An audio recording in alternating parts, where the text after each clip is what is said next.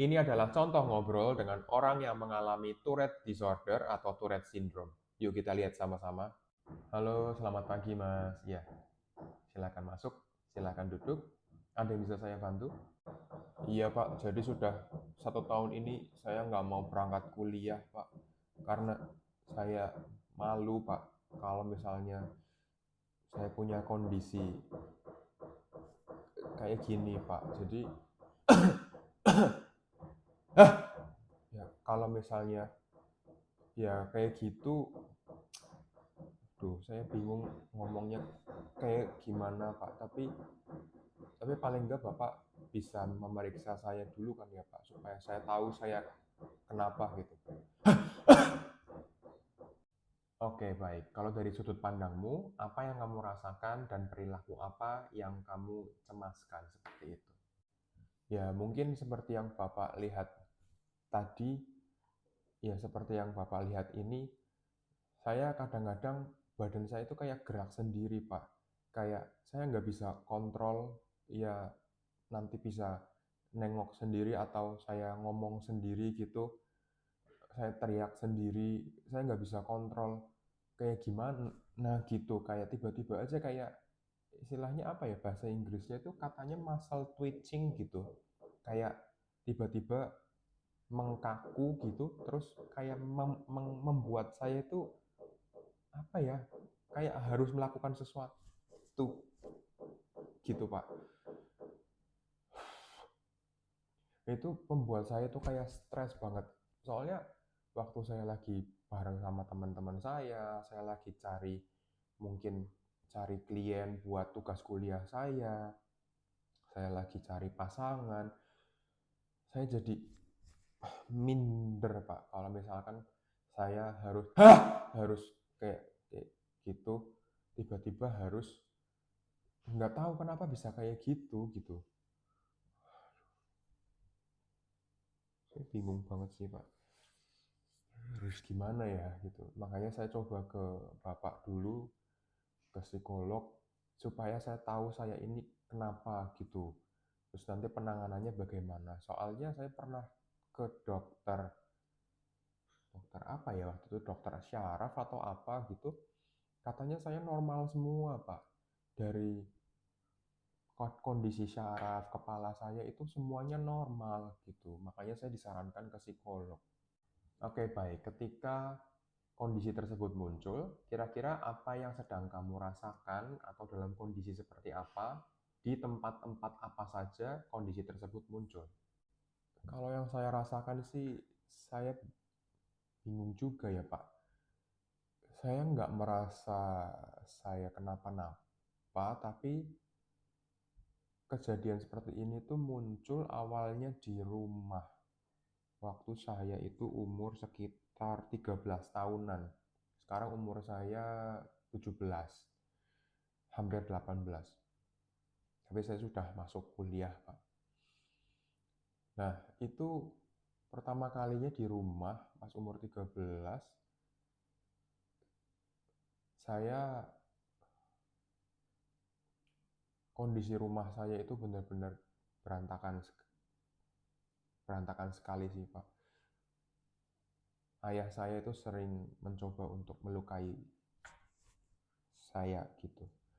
Jadi saya nggak tahu, sejak ayah saya berusaha buat memukul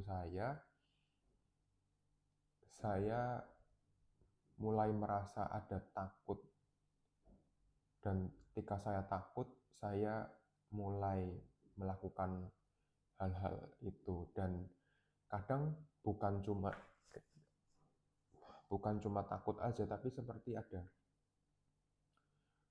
trauma gitu Pak. Kalau misalkan ada orang yang teriak ke saya atau mungkin berniat buruk sama saya gitu. Jadi gimana ya? Ya mungkin ada trauma gitu sih Pak, kalau kalau yang saya pikir. Dan ini terjadi awalnya cuma di rumah, tapi lama-lama sejak saya umur 14, 15 itu jadi di sekolah, di tempat umum. Jadi sekarang malah setiap saya pergi kemana-mana, gitu tiap berapa menit sekali, itu pas seperti kayak gini. Kayak, maaf ya Pak, maaf, tadi bukan saya sengaja seperti itu, tapi nggak tahu kenapa bisa keluar gitu aja. Itu aja saya tahan loh Pak. Saya cuma bisa nahannya segitu. Kalau misalkan nggak ada orang nih, saya memang lebih jarang kayak gini, tapi teriaknya bisa lebih keras. Kalau ada orang saya menahan gitu teriakan saya seperti tadi ketika saya tunjukin ke Bapak kayak gitu. Kayak kenapa sih ya Pak? Oke, baik. Ini saya jelasin ya. Oke, jadi tadi yang ditunjukkan adalah ciri-ciri dari Tourette Syndrome. Tourette Syndrome adalah salah satu bentuk dari tic disorder, di mana ini adalah sebuah gangguan neurodevelopmental atau perkembangan syaraf. Nah, hal-hal seperti ini sebetulnya cukup umum ada di masyarakat, tapi saya paham apa yang kalian pikirkan. Bahwa kalau kalian melihat ini, pasti kalian menganggapnya lucu gitu, bahkan mungkin ketawa. Bahkan mungkin ketika kalian melihat teman kalian seperti itu, kalian nggak percaya kalau itu tuh nggak disengaja. Kalian mungkin akan merasa, ah nggak mungkin ah, masa sih bisa kayak gitu, masa sih begini dan begitu, kayak gitu kan. Tapi ini nyata, memang ada orang-orang yang mengalami Tourette Syndrome atau Tourette Disorder, tic disorder, dan gangguan perkembangan syaraf. Dan tic disorder atau Tourette syndrome itu macam-macam loh, bukan seperti yang saya contohkan saja tadi. Mungkin hanya seperti kayak gitu-gitu gitu ya, atau mungkin teriak dalam waktu singkat gitu, nggak cuma seperti itu, bisa aja kayak mengucapkan sumpah serapah gitu, entah ngomong kotor gitu ya, ngomong kasar, tapi habis itu kayak gitu. Nah, itu juga bisa Tourette syndrome. Atau tapi tanpa disengaja ya. Atau ketika dia kedip-kedip terus kayak gitu, kayak gini-gini terus misalnya, atau mungkin dia kayak kaget-kaget terus seperti itu juga bisa. Dan kadang-kadang memang digabung dengan yang namanya koprolalia atau ngomong kasar, ngomong kotor gitu ya, seperti latah gitu bisa juga seperti itu. Jadi ya Tourette syndrome itu nyata, benar apa adanya seperti itu, tapi banyak juga yang berpura-pura. Banyak juga yang tidak nyata bahwa dia itu memang gangguan tic atau gangguan Tourette seperti itu. Tapi cara kita mengetahuinya adalah dengan cara kita lihat atau kita observasi dia terus-menerus. Kalau dia melakukan itu hanya ketika di depan orang, nah itu patut diwaspadai itu seperti itu ya.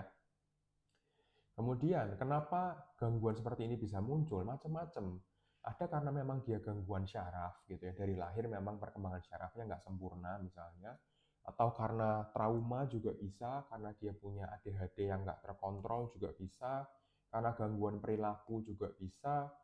Jadi kadang-kadang kalau dalam kasus ini ya, ada juga yang karena trauma dia itu berusaha untuk menenangkan dirinya dengan cara melakukan Tourette itu, tapi secara dia tidak sadari gitu ya.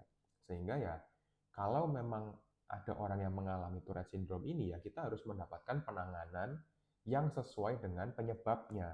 Kalau penyebabnya adalah secara medis, misalnya gangguan syaraf, ya datang ke dokter syaraf, dicek syaraf apa yang kayaknya terpengaruh. Kalau memang masalahnya di trauma, misalnya ya datang ke psikolog, kira-kira apa yang membuat dia trauma, sumbernya di mana, diketahui, kemudian mendapatkan penanganan yang sesuai seperti itu. Sehingga penanganannya itu bisa sempurna gitu. Kalau misalkan penanganannya nggak pas, misalkan karena dia trauma makanya dia Tourette, tapi penanganannya disuruh minum obat misalkan begitu, ya nggak tepat. Paling hanya tenang saat itu saja ketika minum obat, tapi sumber traumanya itu atau sumber masalahnya nggak terselesaikan, misalkan seperti itu ya.